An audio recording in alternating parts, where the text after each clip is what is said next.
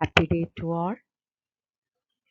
Class 10 Biology, Chapter 15, Our Environment, Day 2.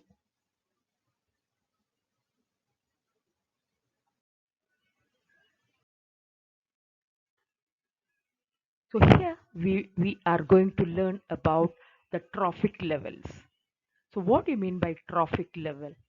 So each step in a food chain that we have seen where transfer of food energy takes place, we call it as its trophic level. So the first trophic level, it consists of producers, and the second trophic level consists of primary consumers. The third trophic level, it consists of secondary consumers. The fourth trophic level, which consists of tertiary consumers, and so on.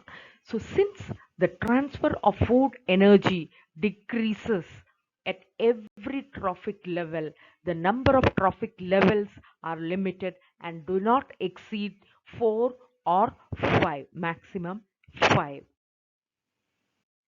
So here you can see the food pyramid or ecological pyramid, we should say, where at the bottom level base we have the broader part, we have the producers, and each and every level it decreases when it moves upward. So producers, primary consumers, secondary consumers, and then tertiary consumers. So the energy level or the energy flow will be from the lower level towards the higher level. So when we move, it is that is the energy flow will be less. So the less energy will be moving from one level to another level. So the tertiary, so when the trophic level, if we see the producers, we who get the photosynthetic plants that get from the direct sunlight, the energy will be moving on to those energy, that is the 10% of energy will be moved to the primary consumers, and from there to the secondary consumers, and then the topmost layer, that is the tertiary consumers. So how energy flow in a trophic level takes place.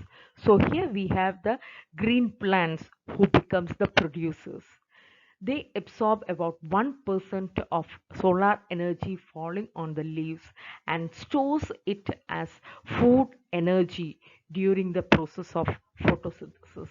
And during the transfer of food energy from one trophic level to the next, 90% of the energy is lost to the environment and only 10% is transferred to the next trophic level. So there is a decrease in the amount of food energy that have been transferred at every trophic level by 10%, and this is known as the 10% law. That is, the energy being transferred from one trophic level to another trophic level will be 10%. As a result, this energy transfer, we call it as 10% law. So 1 unit of energy will be there when that is when 1,000 units of energy are being present in the producers. Each level 10% loss of energy will be there. So in the primary consumers, they have 100 units of energy. Secondary consumers, they have 10 units of energy, and tertiary consumers, it becomes 1 unit of energy. So the next topic that we need to see, it is the biological magnification or biomagnification. So what is biomagnification? So some we use, or for our better living, we think we use some of the chemicals or pesticides, insecticides, fertilizers for the crop production, and they are not useful, but on the other hand they act as a harmful chemicals. And these harmful chemicals, it can be the insecticides or pesticides, which are used to protect crops from insects and pests, are absorbed by the plants and enter the food chain. And since these chemicals are non biodegradable, they get accumulated at every trophic level and their concentration increases. Since human beings occupy the highest trophic level, the concentration of these harmful chemicals will be maximum in our bodies. Even recent studies, it has been proved that a lactating mother, when the milk was taken for testing, they could see the traces of DDT. So they use as a insecticide or as a pesticides in the field, and how it reaches the that is the milk of a mother. So this is how.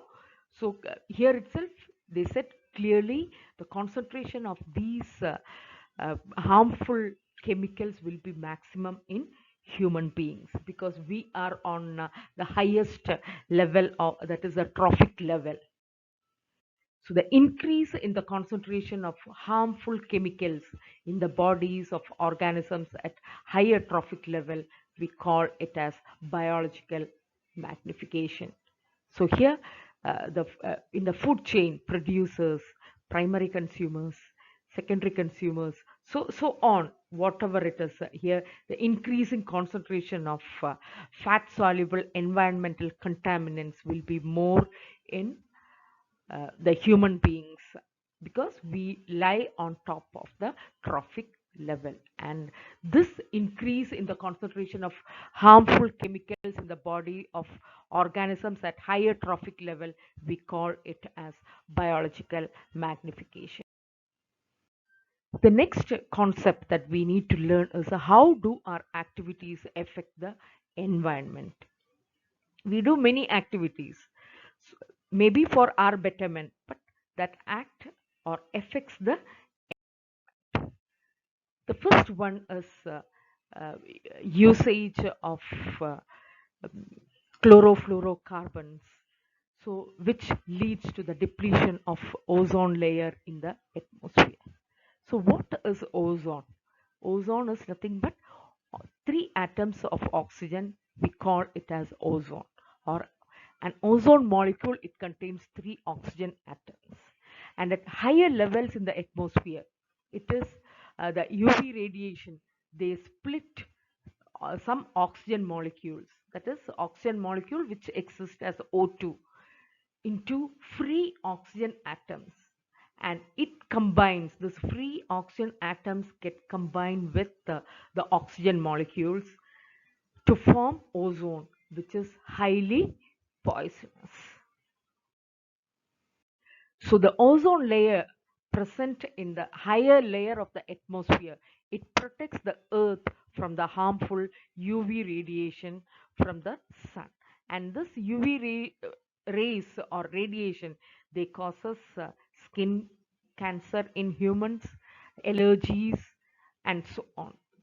So the ozone layer is being damaged by the use of chemicals like chlorofluorocarbon, CFCs, used in refrigerator, fire extinguishers, and so on. So the use of CFCs is now being reduced to protect the ozone layer. So the depletion, you could picture, it shows the ozone depletion, where easily the UV radiation can enter. So next topic, it is how to manage. So we know that for our better living, we do prepare or make garbages or waste. How can we manage the garbage that we produce? So the household waste, we call it as garbage, and some of the garbage, they are biodegradable and some are non biodegradable. And the garbage, they cause pollution to air, water, and soil, so it should be disposed properly. And we will see what are some of the methods of garbage disposal. The first one is a landfill, second one is a recycling, and the third one is the production of biogas and manure, preparation of compost, incineration, and sewage treatment. So, how the waste water are being processed and being recycled and then reused for watering plants and so on. So the various components of an ecosystem are interdependent. They produce, make the producers, they make the energy from the make use of the energy from the sunlight available to rest of the ecosystem. There is a loss of energy as we go from one trophic level to the next, and this limits the number of trophic levels in a food chain.